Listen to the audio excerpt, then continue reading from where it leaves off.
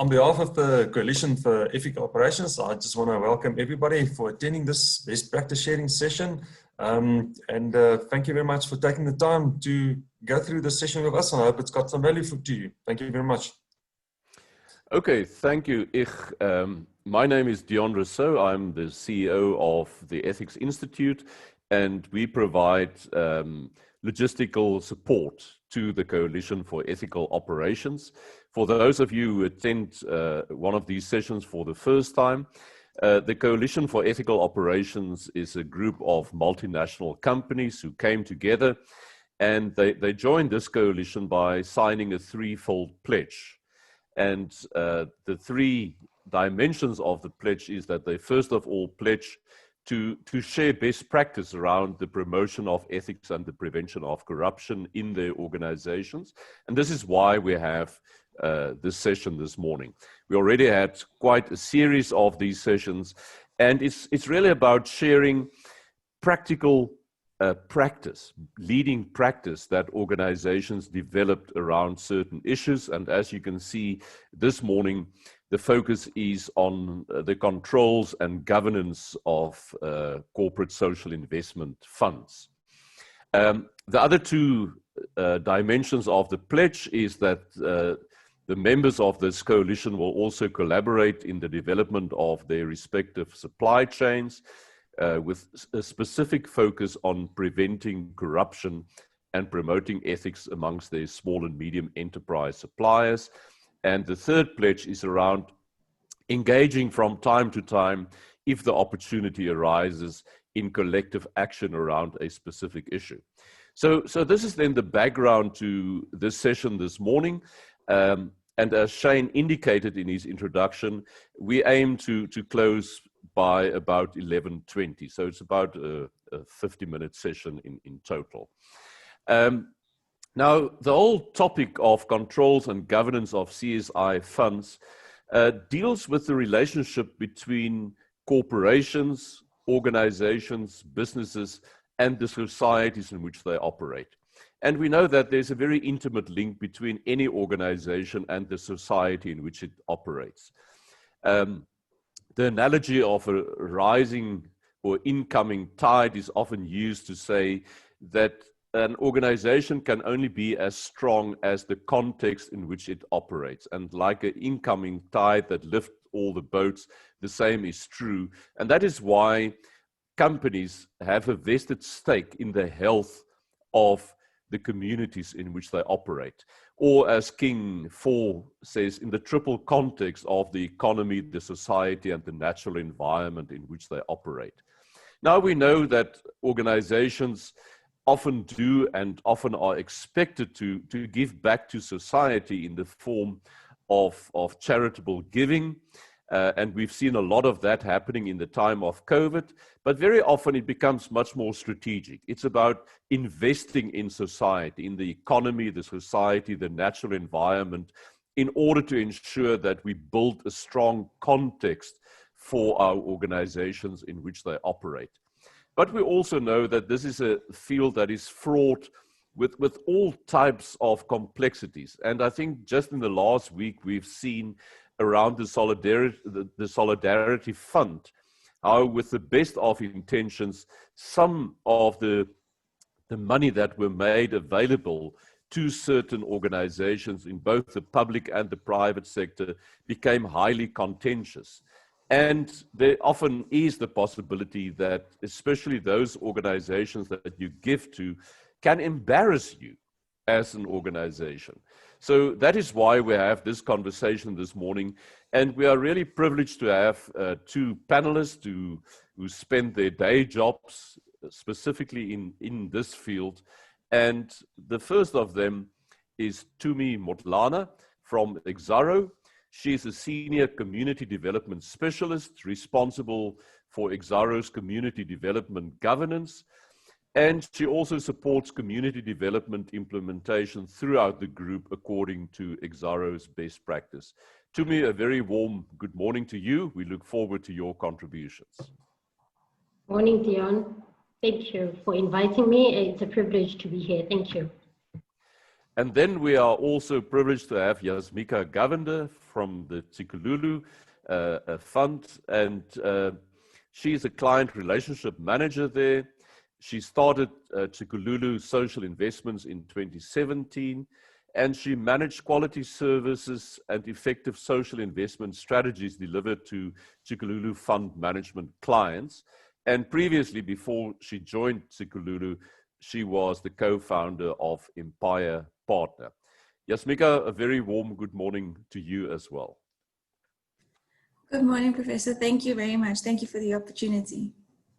Okay, so Yasmika, I'm going to start with you since you are unmuted. But to me, I would like to pose exactly the same question to you. So once Yasmika has given her perspective on the first question that I would like to raise with you, it's the question, how do you determine if you are allocating funding to a reputable and qualifying organization? Thank you, Professor. So Tikululu has very stringent protocol and process to ensure that whoever we advise our clients to invest in is the most risk-averse option available.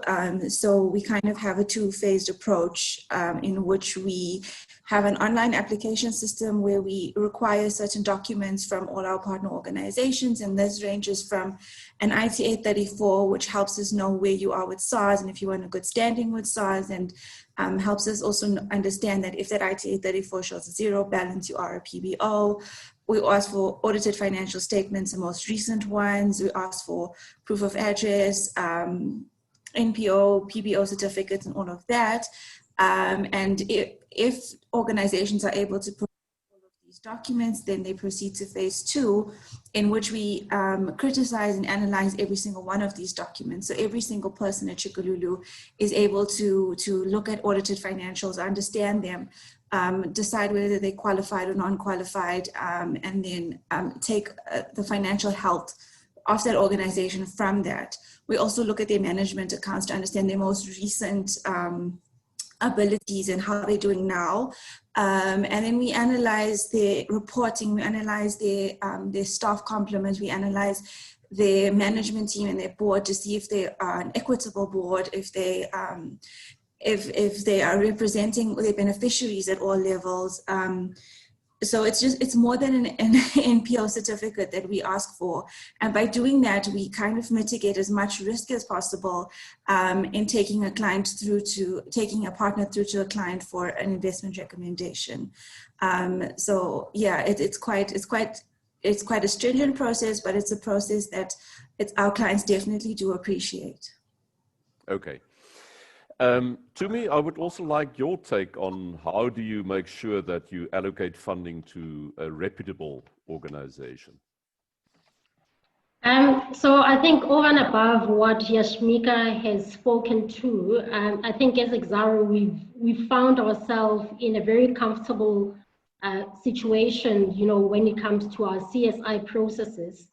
As we build long-term relationships with reputable organizations in the past, where most of our funding is going, and it's organizations where we've got shared value, and where we also have some complementary projects that we are running, such as employee volunteerism and other strategic programs that we have, and we collaborate with those partners.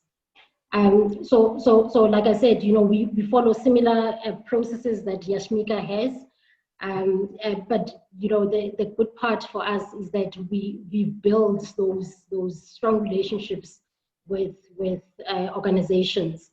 But I also want to say, what COVID has brought to light is the agency with which one needs to respond, and it can actually put one in a very vulnerable situation, looking at the needs of the communities as they are presented.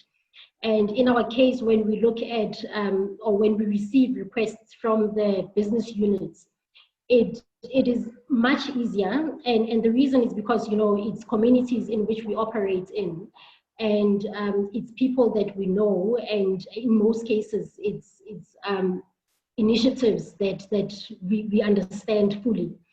Where it becomes a challenge is with us sitting at head office, where we receive requests from as far as Cape Town, rural Eastern Cape and KZN and so forth. And it becomes challenging to respond with speed. And what we've done with COVID, we decided to really respond to those that have been on our database. And in other cases, we collaborated with the municipalities where we operate in and other government departments. So that's how we've done it to really respond, to try and respond with speed and within governance and processes. Yeah. But our strategy going forward is really to partner with NPOs that have a national footprint where we can ensure that we follow correct governance processes, even when put under pressure to respond with speed. Okay. Interesting range of subjects that you touched on there, and hopefully we can follow up. But let me just check. Shane, are there any questions, any hands up at this moment? I see we have a nice big room full of people, a Zoom room at least full of people. Any questions there at the moment? Yeah, Dion, I'm just checking the panel. There are no questions in the Q&A, and there's nothing that needs to be attended to in chat. And are there any hands up, folks? If anybody would like to ask a question, please raise your hand. You can do it by either clicking on the little hand icon or just use Alt-Y if you want a shortcut, Alt-Y. And I'm not seeing any hands going up. So I think, yeah, not at this stage. Thanks, Dion. Okay, but just a very warm invitation to all of you.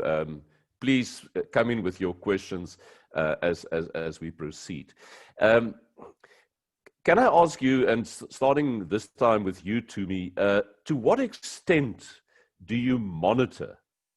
Once you've gone through the process, you've now selected your investee organizations or your recipients of your funding, and now the funding starts to flow. To what extent do you monitor the use of that funding by the recipient party? So again, like I mentioned earlier, what makes it easy for us is the relationships that we have with organizations that we fund. We require things like, annual reports, and when necessary, they come and present on a quarterly basis at our chairman's fund. We also need to understand, the type of beneficiaries that the organizations have and the impact that the programs have on society.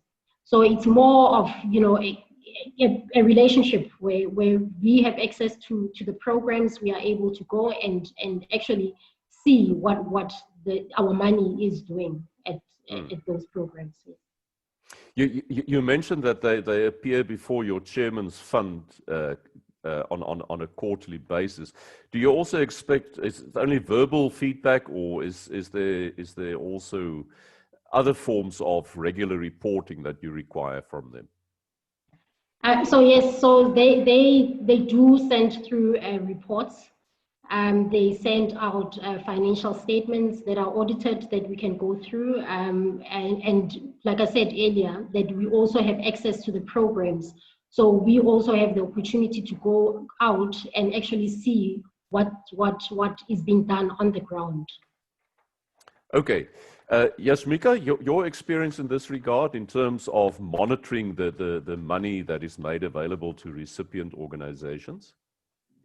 Honestly, Professor, so our monitoring plan starts way in advance before we even send out applications and calls for applications.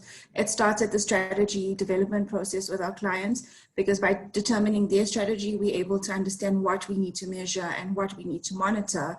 From developing the strategy, our monitoring and evaluation team will then develop a theory of change where we what we want to achieve, and we kind of figure out how to achieve it. And then from there, we figure out, okay, this is our monitoring and evaluation plan. This is how often we need people to report. This is how often we need to do a site visit. This is what we need to look for in order to meet the specific outcome and have the specific impact. And then once that is done, we have the applications come through.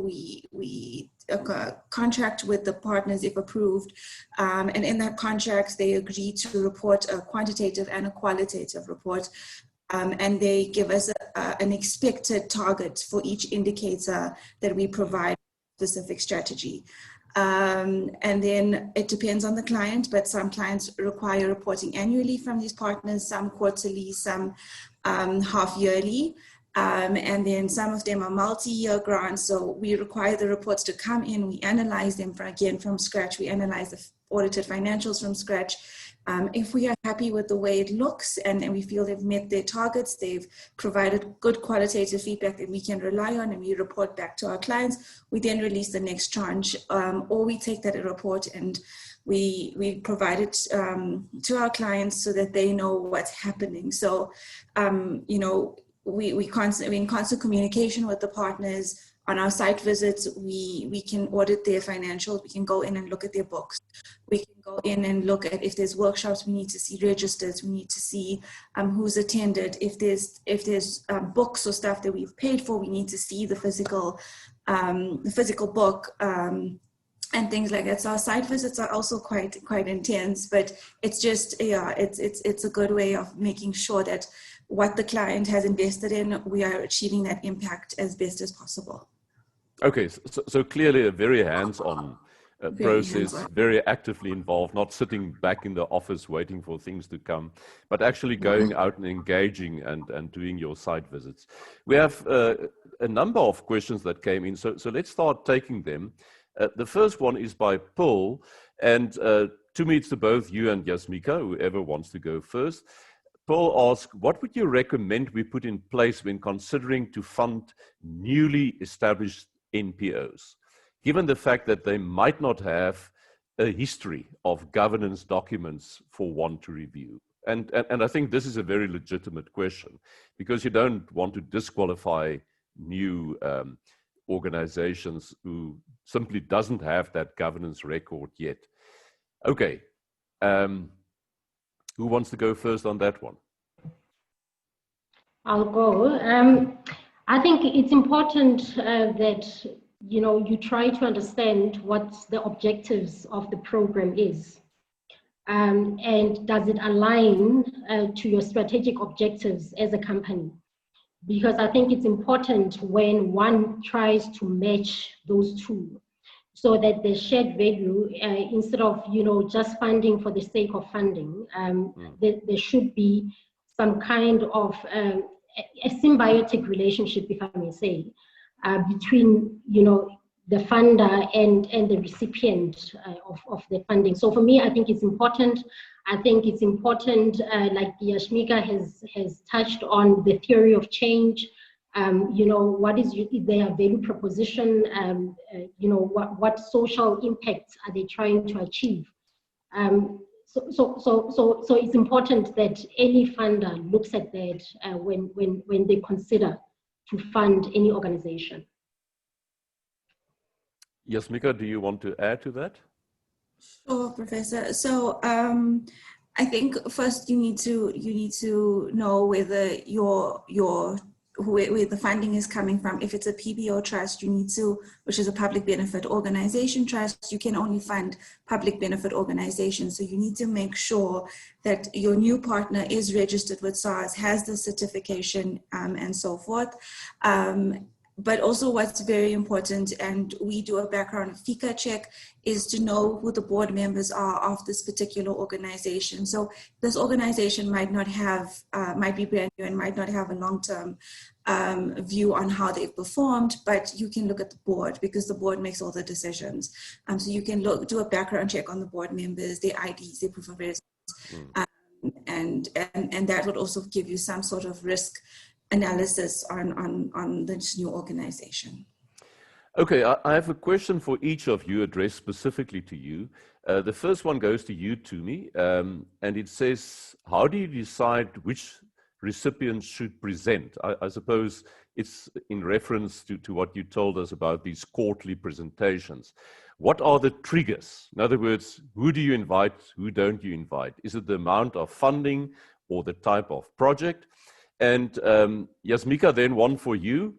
If an NPO owes SARS and it's currently on a payment plan with SARS, does that immediately disqualify the NPO from possible funding?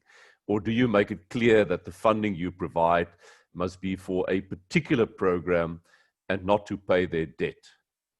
Okay, Tumi, since your question came up first, let's start with that one. Yes, Dion. So we have very few ad hoc donations that we do. Majority of our funding, like I said, it's more corporate commitments with clients or organizations that we've had long-term relationships with, who are expected to come and present to the Chairman's Fund. So we don't say no, because we've given you 250,000 and the other one R1 million, therefore, the one with the R1 million is the one who's supposed to present. When the requests come in, there's certain expectations by the Chairman's Fund on what needs to be achieved with the funds. And those then, the recipients would then need to come through and account for the monies that have been given to the recipients. So it's not a matter of how much was given. It's really the commitment that was made prior to the funding. Okay. So Yasmika, the question is about a potential recipient, but the SARS stuff are not quite sorted out, and they're on a payment plan with SARS. How do you make sure that your money does not go towards paying their debts instead of going towards the project? This is a very interesting question. So honestly, we look for organizations that do not have a payment plan or in debt with SARS, because that's indicative of a larger problem that the organization might be facing. And if our client definitely wants to fund this particular organization, it's definitely a longer review period where we have to understand where this stems from. So I'm not saying no, we don't fund them, but it is an investigation that we need to conduct. In other instances, it's very client specific. So if a client, if this is a long-term partner, for example, to this particular client, and they've now suddenly incurred this debt with SARS, the client, depending on their reputation and how this particular organization has performed over the years, the client might choose to help them with their debt. But it cannot be a PBO, a public benefit donation. It has to be a donation in kind separately. Alternatively, if we still want to fund this organization, in the grant contract, it stipulates that the funding needs to go specifically to this XYZ project. And then we would, on our site visits, on our checks, we would ensure that all of that is done. But I have to just highlight here that if this organization is in debt with SARS, the chances of them implementing the project successfully and comprehensively is very, very slim, because they've obviously got a larger problem at hand that they need to work through. Okay, so it definitely won't count in their favor. Can I ask both of you, can you as funders be held responsible for what your investees do with the money that you've made available? Okay, I'll go first. No, so what we've done is we contract with every single partner before we release any money. And that's after we've done all of the due diligence checks and the background checks and all of that to ensure that there's minimal risk as possible. When we contract with the partners, it allows us to go in and do audits whenever we need to. It gives the partner takes on responsibility if they're receiving for something like a food parcel. they would then take responsibility for the food parcel, and any missing items would fall onto the organization. So it's a very comprehensive, detailed contract that every organization reads, and it stipulates their who's responsible for what, and that once the money is given, the partner organization holds the responsibility to implement as best as possible and to report back on every single cent that they've spent. So that kind of does protect our clients. It protects the funders, investors to that extent. And honestly, with that, since I've joined Chikululu, I cannot say that I've known of many cases where the funding was spent incorrectly. Tumi, your take on this? So I think there's always a possibility. I mentioned earlier on that, COVID has given us, there's been a lot of requests. And, at times putting the company in a very vulnerable situation where, we are presented with real societal needs and one would need to respond. And I think what is more important for me is the reputational damage that would come with it more than anything. If we look at what happened at Life Esidimeni, had one been part of that, where we would have invested in an NPO that ended up killing people, as it were, there's a huge reputational risk that comes with that. So yes, legally, one can try to protect themselves, but reputationally, there's always that risk. And that's why it's important that you build relationships more than anything. And the organizations which you're contributing to.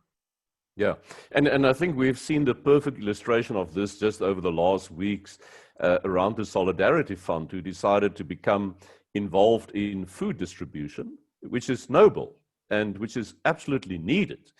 And you can't question them for becoming involved in that, but they decided to work with the provincial structures in order not to duplicate the government structures put in place.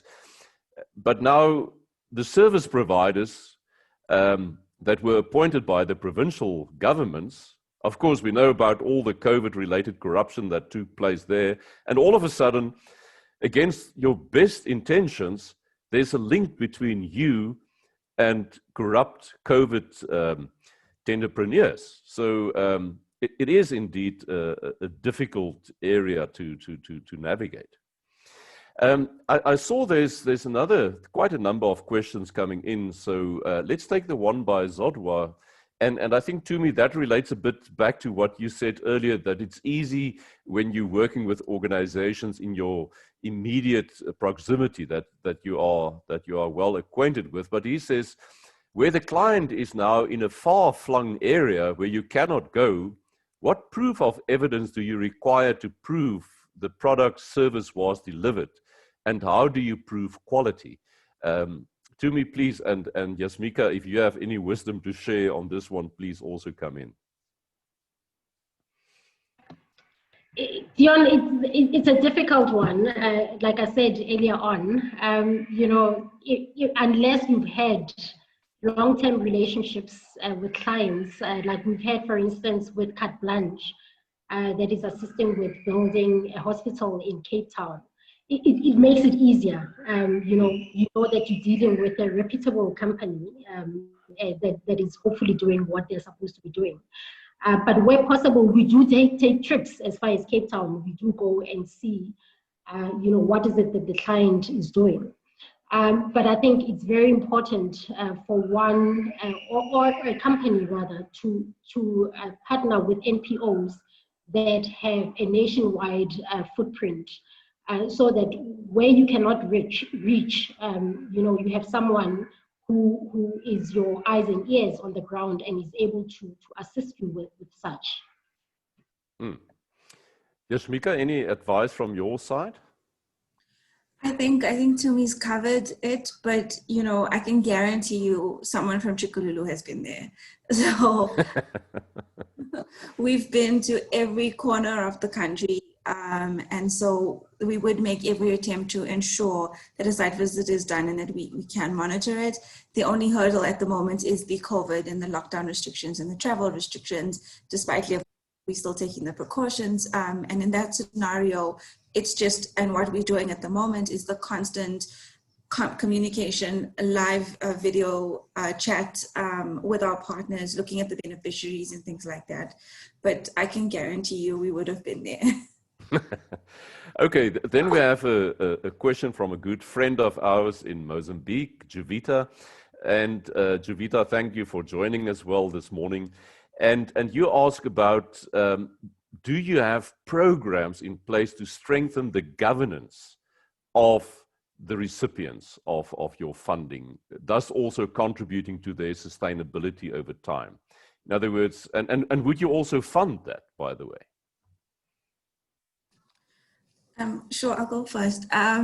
So yes, some of our clients have specific capacity building interventions in place where they specifically fund governance and sustainable plans for these partners.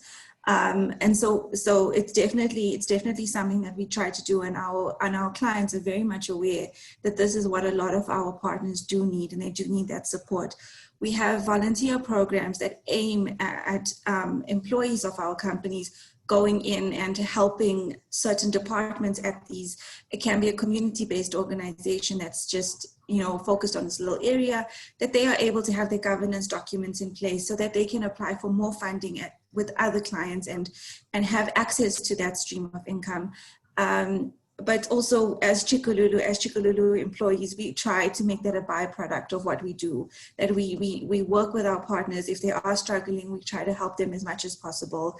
Capacity building is something that is very important to our clients and to Chikululu. Yes. To me? For us, I don't think we have been as deliberate as we have been with our other projects, our corporate social responsibility projects. But it's definitely something that one would need to look at. And like I said, at the beginning, I think when I was introduced to Yashmika's, that it's probably, the partnerships that one would need to have, to collaborate in such programs. So no, definitely it's something that one should look at. Okay. I think in the process, you've answered two further questions that came up.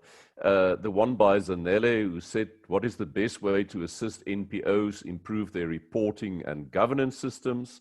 I think we've touched on that. And then also Lebo says, it sounds like site visits are key in the monitoring strategy.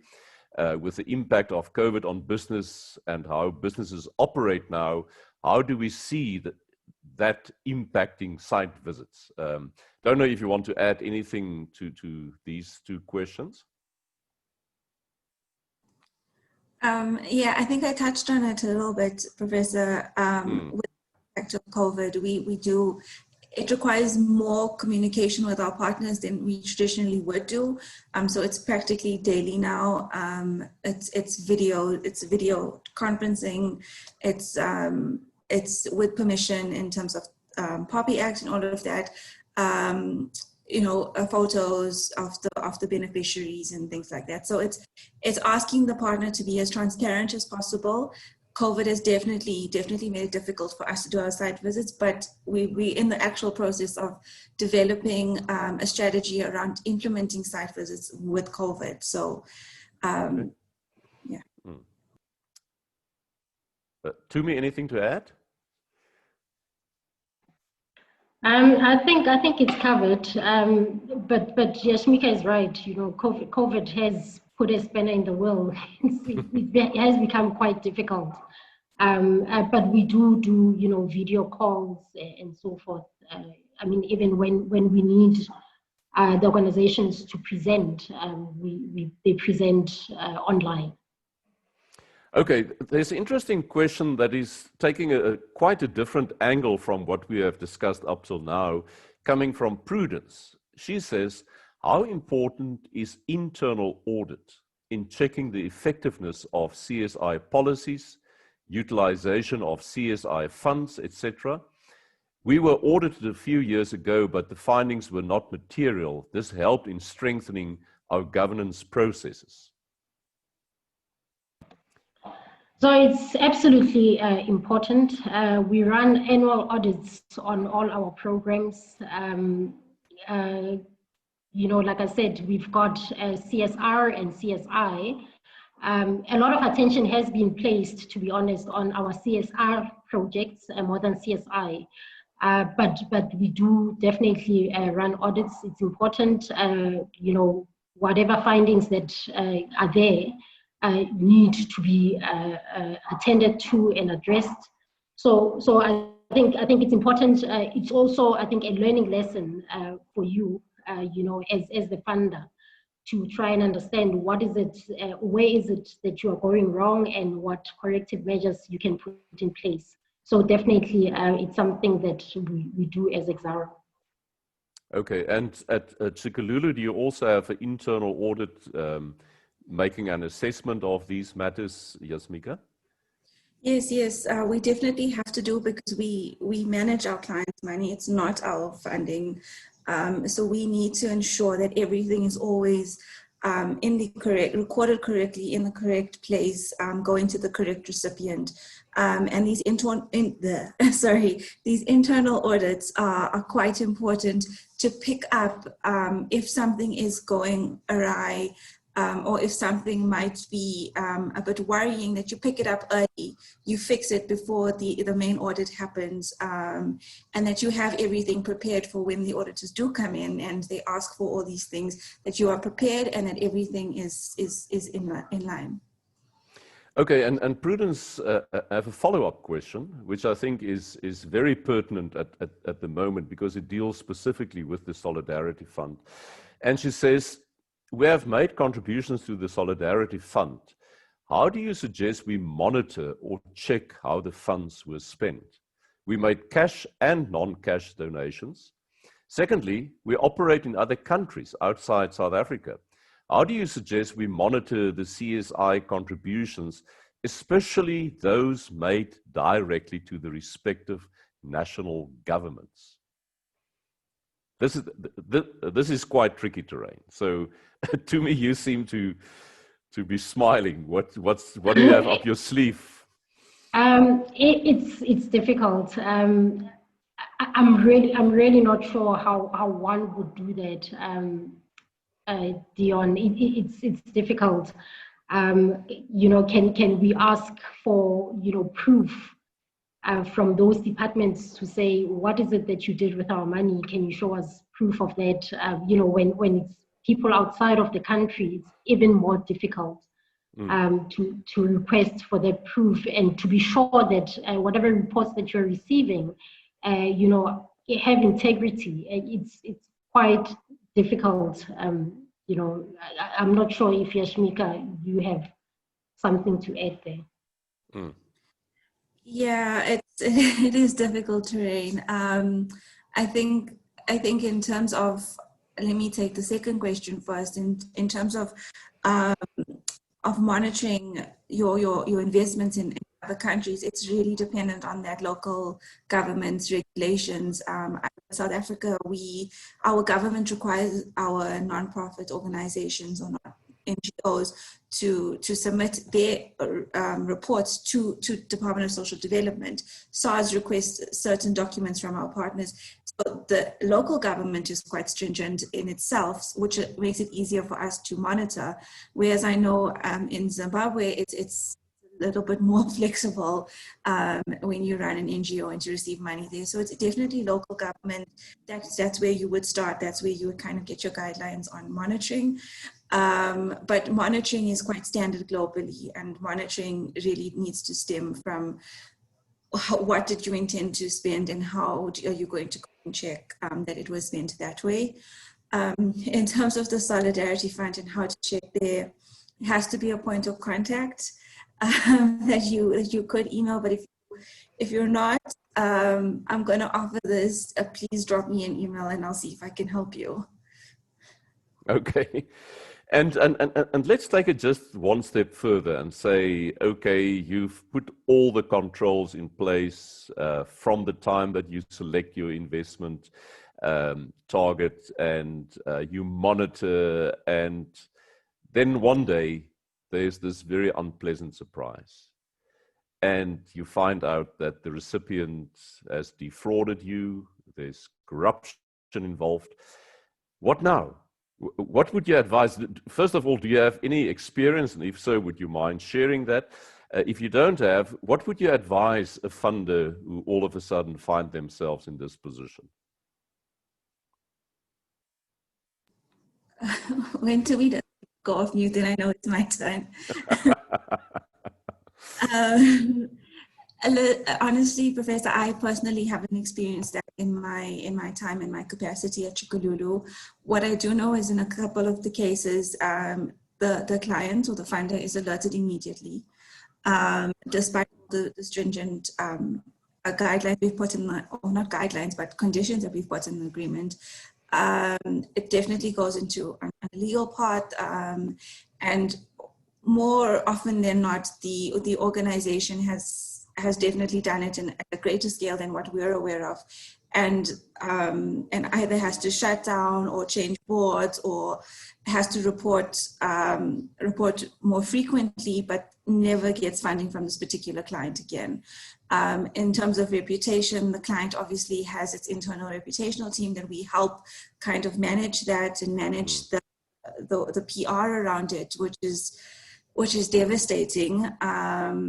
But like Tumi said earlier, this is something that you can't stop. It is something that might definitely happen at some stage or the other. Not with all our partners, but people do take chances. Absolutely. Tumi? You just need to call your lawyer. But we've never also, we've never experienced such. It will be, quite an interesting experience, one that, you would not want to wish on anyone. But fortunately, we haven't at this stage, and hopefully the controls that we have are enough to ensure that, that does not happen. Well, it's an interesting space, and I think we can watch at how the Solidarity Fund will handle the things that are now coming out in terms of corruption in the supply chain. It's not their fault, but all of a sudden they are associated with it. We also read about the Discretionary saga that played out. We are moving into the final minutes of our conversation, and I saw that Sarita also joined us. So I would also like to give Sarita, who is chairing the Coalition for Ethical Operations at the moment, if Sarita is available, to also say something at the end. But I want to end off with a final question to each of you, coming from Paul, and I think it's a very legitimate question. She says, how do we balance the governance processes to ensure that it is not too an onerous process and becomes exclusionary, especially to, say, a rural NPO whose strength might not be in governance per se, but in the actual groundwork that benefits the beneficiary? In other words, one can go too far and actually start excluding very valuable role players. And how do you find that balance? I'm very keen to hear what both of you have to say on this issue. So, I think that is quite difficult. We've dealt with that before, where, we've had NPOs or NGOs that come to us and they do not necessarily meet the requirements that we have in place, like, your 18A tax certificates and so forth. And I think, from the Chairman's Fund point of view, unfortunately, we cannot fund those organizations. But we also have some funding that has been set aside that we refer to as discretionary donations, where, executive heads and our department, specifically in community development, we look at those type of organizations, to assist. It is difficult because not all will have the required documentation, but you find that really the work that they are doing is genuine and impactful. So I think, you know, companies need to also consider that instead of being too strict on all requests that come through, to say, you know, how else can we assist such organizations? Okay, thanks to me. Final word to you, Jasmika. It is a very difficult line, but what our policies are this stringent and intense, and it's simply because all of our clients are registered PBO trusts or PBO. The funding is coming from a PBO organization, and PBO trusts can only fund other PBO organizations. They cannot fund anything else, which is why the partners we look for have these particular documents. But if we do have a client that would set up a separate trust that would be able to fund organizations like your grassroots CBO organizations, which, you know, under tax law is a Section 30 organization, which does not have to give you a Section 18A. So it really depends on where your funding is coming from and how your funder is structured. And that will determine on how much you need from a partner organization, and whether you have to exclude some organizations, or you have the time to build their capacity so that they're able to apply to you in particular. Okay. And with that, I would like to thank our two panelists, Jasmika and Tumi. Thank you for speaking from the heart, for sharing your daily experiences with us, and also the best practices that you develop. It's quite clear you've been in this game for quite some time. You are aware of the pitfalls, and you try to navigate them as good as you can. So thank you again, not only to you, but also for your respective organizations, the Chikalulu Fund and Exaro, for making your time available. It's much appreciated.